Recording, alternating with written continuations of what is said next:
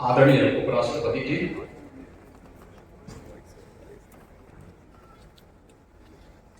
Doctor Shrimati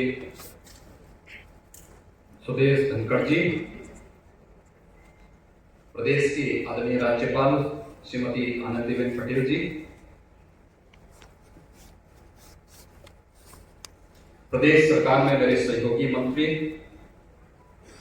Shri Somendra Tomar जी, श्री दिनेश खटीक जी, इस कार्यक्रम के संयोजक और राज्यसभा के माननीय सांसद डॉक्टर लक्ष्मीकांत वाजपेयी जी,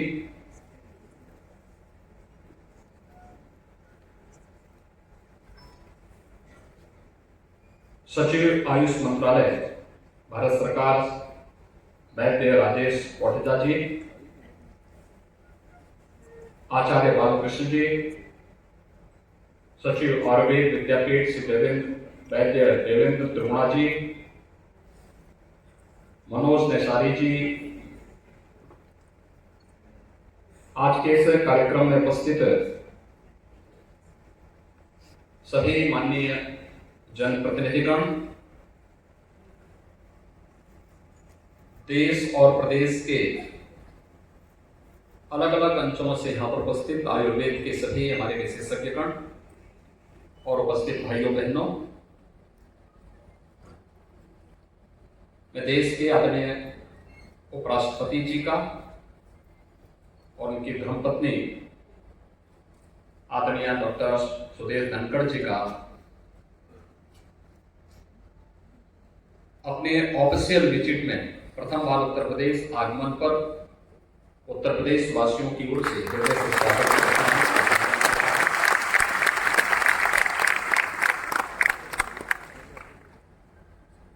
मानिए यह मेरठ की धरती है, भारत के इतिहास की धरती है। महाभारत की रचनाकार वाली धरती है। यही मेरठ से कुछ ही दूरी पर हस्तिनापुर है, जिसने महाभारत की नींव रखी थी और एक नए इतिहास का सृजन किया था। आने वाली पीढ़ी को एक धरोहर दी थी,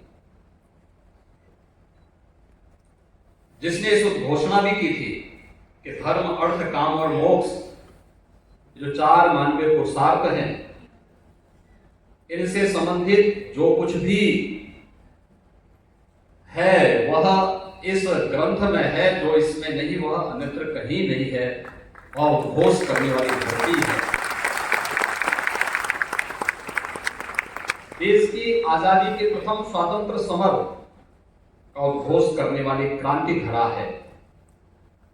तो यहाँ के अन्नदाता किसानों के पुरुषार्थ की धरा भी ये मेरठ है। मैं आपके आगमन पर उत्तर प्रदेश वासियों की ओर से उत्तर प्रदेश आपका हृदय से स्वागत करता हूं, अभिनंदन करता हूं। मान्यवर, हमारे लिए यह अत्यंत आह्लादित करने वाला क्षण है जब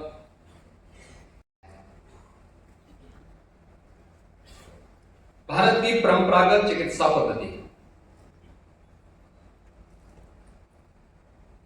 पिछले 9 वर्ष के अंदर एक लंबी छलांग लगा करके पहली बार परंपरागत चिकित्सा पद्धतियों को आयुष मंत्रालय के रूप में लेकर के और योग, आयुर्वेद, होम्योपैथ, यूनानी, सिद्धा, प्राकृतिक चिकित्सा, इन सब को लेकर के एक मंत्रालय का गठन किया। योग को 2016 से 21 जून की तिथि को अंतर्राष्ट्रीय योग दिवस के रूप में आज पूरी दुनिया मनाने के लिए उत्सुक है। 21 जून को दुनिया का कोई कोना ऐसा नहीं जहां पर पूरा देश, पूरी दुनिया, कोई प्रांत, कोई जनपद, कोई शहर, कोई कस्बा, कोई गांव, कोई परिवार ऐसा नहीं होता है जो योग की क्रिया के साथ किसी न किसी रूप में न जुड़ता हो। भारत की इस परंपरा के साथ दुनिया को जोड़ने और उसी प्रकार से आयुर्वेद को दुनिया के अंदर स्थापित करने के लिए आदरणीय प्रधानमंत्री जी के जो प्रयास प्रारंभ हुए हैं, उन प्रयासों का परिणाम आज हम सबके सामने है। इतनी बड़ी संख्या में आयुर्वेद के विशेषज्ञ एक साथ एक मंच पर आकर के आपका मार्गदर्शन और आशीर्वाद प्राप्त करें, ये हम सब के लिए आह्लादित करने वाला क्षण है। मेरे सामने जब ये प्रस्ताव आया तो मैंने कहा मैंने 4 वर्ष पहले इस सम्मेलन में कानपुर में उपस्थित हुआ ही था।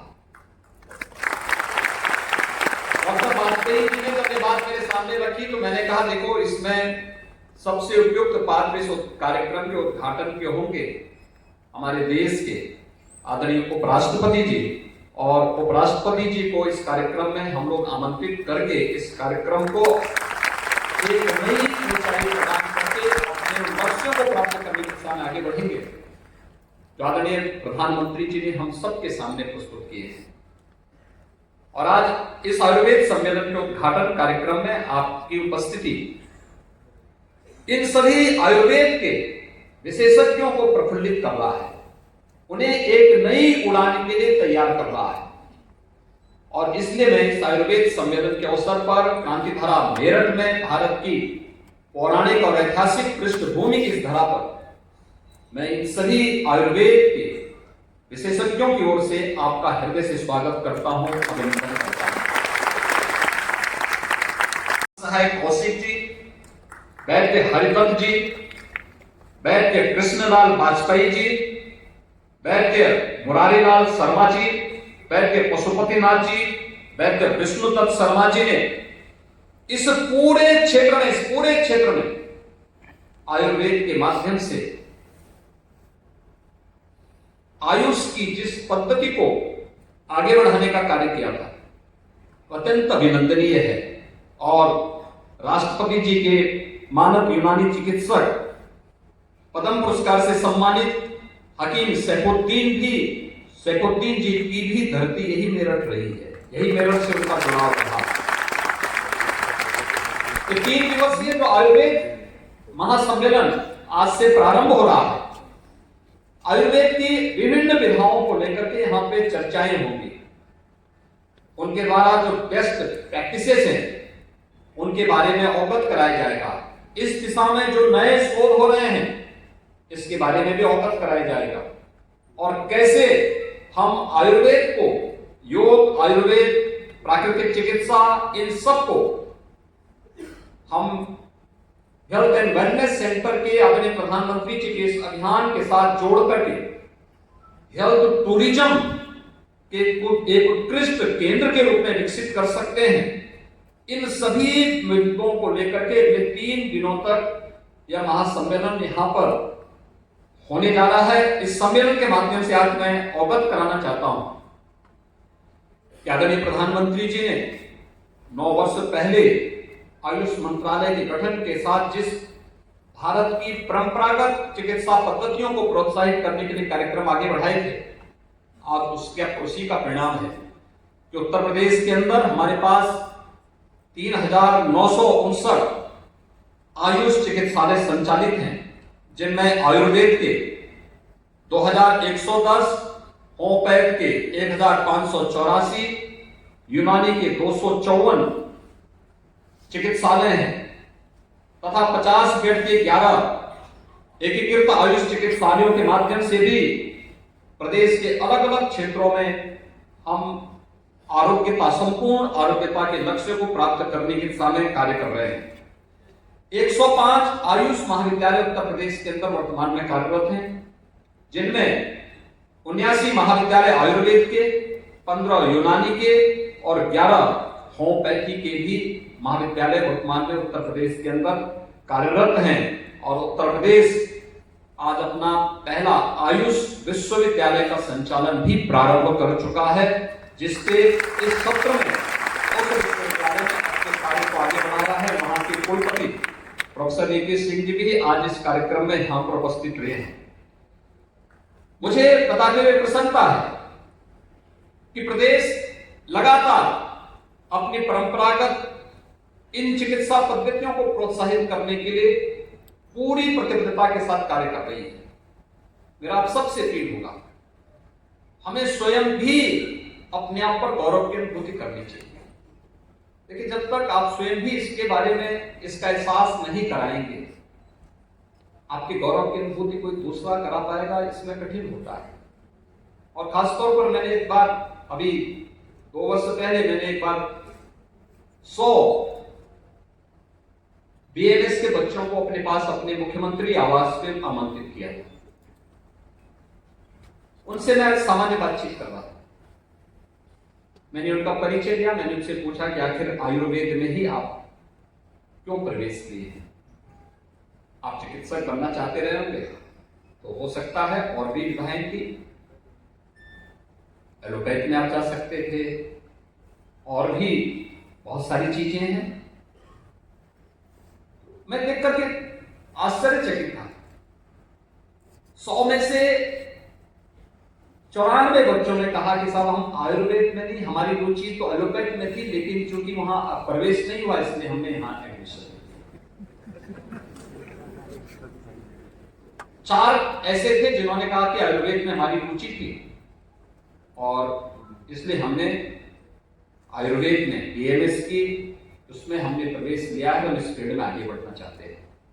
2 थे जिन्होंने कहा कि हमारे माता पिता चूंकि इसके विशेषज्ञ हैं, इसलिए परंपरागत हमारा अपना कारोबार भी है, इसलिए उसके साथ कारण हम भी इसमें जुड़े हैं। मुझे लगा कि जहां पे इतनी बड़ी संख्या ऐसी हो जो केवल मजबूरी में पढ़ रहे हैं कि हमें डिग्री लेनी है, फिर मैंने उनसे कहा, मैं किसी चिकित्सा पद्धति का विरोधी नहीं हूं और विरोधी भी हो भी नहीं सकता। संपूर्ण आरोग्यता को प्राप्त करने के लिए जो भी आसान तरीके हो सकते हैं, सरकार उस प्रकार की कार्य पद्धति को, उस प्रकार की कार्य योजना को आगे बढ़ाती है, उसे प्रोत्साहित करती है, उसके लिए बजट का प्रावधान करती है। लेकिन परंपरागत चिकित्सा पद्धति में आयुर्वेद, भले ही अन्य दिनों में हम लोग उसको महत्व को जाने न जाने, लेकिन इस सदी की सबसे बड़ी महामारी के दौरान तो आयुर्वेद के महत्व को कौन नहीं समझा है, कौन नहीं समझा है।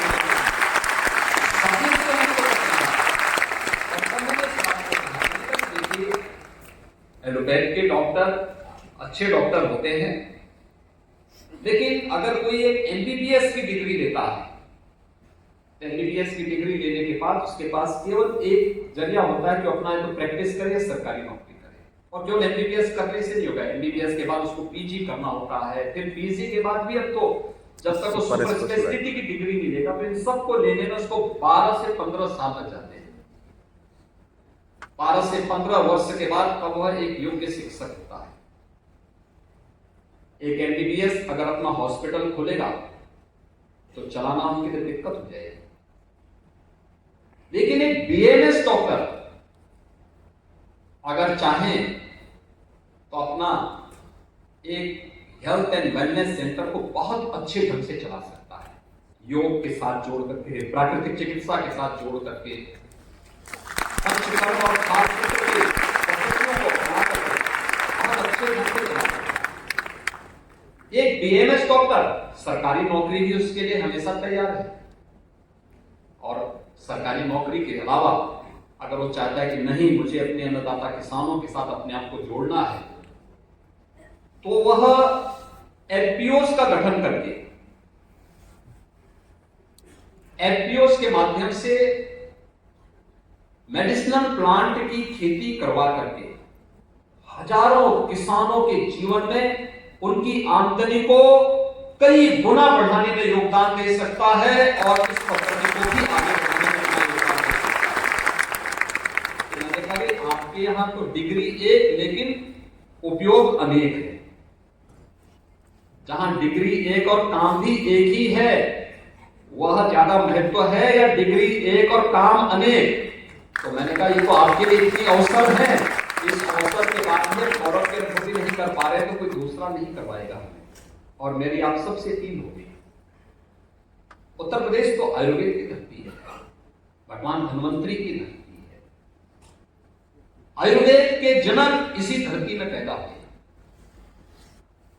उन्होंने देवताओं का भी उपचार किया था और राक्षसों का भी उपचार किया था। सबको आयुष का वरदान दिया था। आज हम इस पद्धति को और तेजी के साथ आगे बढ़ सकते हैं, और जब डबल इंजन आपके साथ जुड़ जाता है तो फिर आपको तो फिर घबराने की आवश्यकता है कि तेजी के साथ उड़ान को आगे बढ़ाना है। और उसी उड़ान को आज अपना मार्गदर्शन और आशीर्वाद प्रदान करने के लिए आदरणीय उपराष्ट्रपति जी, आदरणीय राज्यपाल जी, और यहाँ पर एक पूरा मंच आज यहाँ पर आपके सामने है, आपको यहाँ पर ये सुविधा उपलब्ध करवाने के लिए है। और सबसे बड़ी बात यह है कि मेरठ का ये धरा है, चौधरी चरण सिंह जी किसानों के मसीहा थे, उनके नाम पर विश्वविद्यालय स्थापित है। और विश्वविद्यालय की कुलपति को मैं उनकी पूरी टीम का अभिनंदन करता हूं कि कल ही इस विश्वविद्यालय को नेक के मूल्यांकन में A++ ये AA+ की ग्रेडिंग मिली है। ये सबसे अच्छी ग्रेडिंग मानी जाती है, अच्छी ग्रेडिंग मानी गई है। और आज आयुर्वेद का सम्मेलन इस बात की गवाही दे रहा है कि जैसे विश्वविद्यालय ने उत्कृष्ट ग्रेडिंग लेकर के नेक के मूल्यांकन में अपने आप की उत्कृष्टता को साबित किया है, ऐसे ही आयुर्वेद भी उस प्रकार की ग्रेड को प्राप्त करने के सामने कार्य करेगा। मैं एक बार फिर से आदरणीय उपराष्ट्रपति जी का, उनकी धर्मपत्नी आदरणीय डॉक्टर सुदेश धनखड़ जी का, प्रदेश की आदरणीय राज्यपाल महोदय का, आए हुए सभी आयुर्वेद के विशेषज्ञों का एक बार फिर से प्रदेश सरकार की ओर से, उत्तर प्रदेश की जनता की ओर से हृदय से स्वागत और अभिनंदन करते हुए अपनी वाणी को यहीं पे विराम देता हूं। धन्यवाद।